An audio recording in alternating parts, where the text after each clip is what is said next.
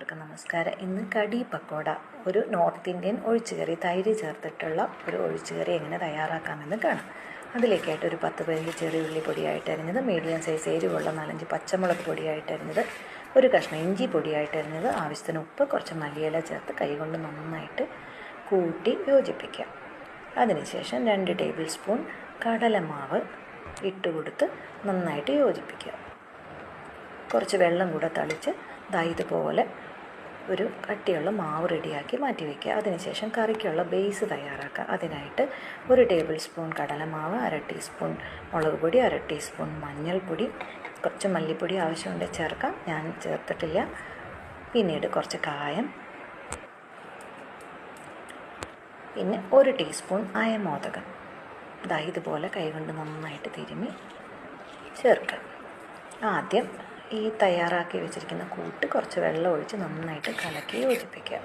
അതിനുശേഷം 1 ഗ്ലാസ് നല്ല പുളിയുള്ള ഉടച്ച തൈര് ചേർത്ത് കൊടുക്കുക.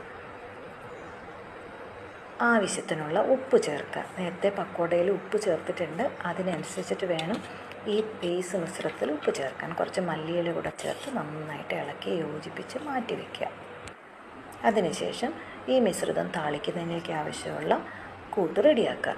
4-5 പച്ചമുളക് ചെറുതായിട്ട് അരിഞ്ഞത്, കുറച്ച് ഇഞ്ചി ഒരു കഷ്ണം ചെറുതായിട്ട് അരിഞ്ഞത്, വെളുത്തുള്ളി ആവശ്യമുള്ളവർക്ക് ചേർക്കാം, ഞാൻ ചേർത്തിട്ടില്ല. ഒരു പിടി കറിവേപ്പില, 2-3 വറ്റൽമുളക്, ഒരു 4-5 ചെറിയ ഉള്ളി പൊടിയായിട്ട് അരിഞ്ഞത് റെഡിയാക്കി മാറ്റി വയ്ക്കുക. ആദ്യം നമുക്ക് പക്കോട റെഡിയാക്കാം.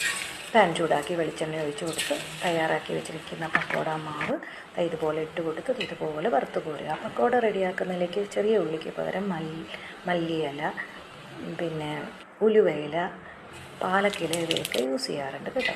അതിനുശേഷം ബാക്കി വന്ന വെളിച്ചെണ്ണയിൽ 1 ടീസ്പൂൺ കടുക്, 1 ടീസ്പൂൺ ജീരകം, 2 വറ്റൽമുളക്, പിന്നെ തയ്യാറാക്കി വെച്ചിരിക്കുന്ന ഉള്ളി, പച്ചമുളക്, കറിവേപ്പില, ഇഞ്ചി അതെല്ലാം ഇട്ട് കൊടുത്ത് നന്നായിട്ട് ഇളക്കി നന്നായിട്ട് വഴറ്റുക.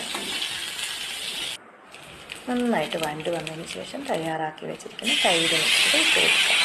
ഒപ്പം ആ മിശ്രിതം വെച്ച പാത്രം ഒന്ന് കഴുകി 1/2 ഗ്ലാസ് വെള്ളം കൂടെ ചേർത്ത് കൊടുക്കുക.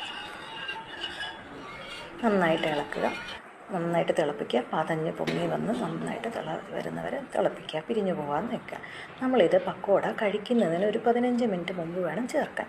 അതിനുശേഷം 1 സ്പൂൺ വെളിച്ചെണ്ണയിൽ 1/2 ടീസ്പൂൺ കാശ്മീരി മുളക് പൊടി ചേർത്ത് അതിലേക്ക് താളിച്ച് കൊടുക്കുക. കടി പക്കോട റെഡി.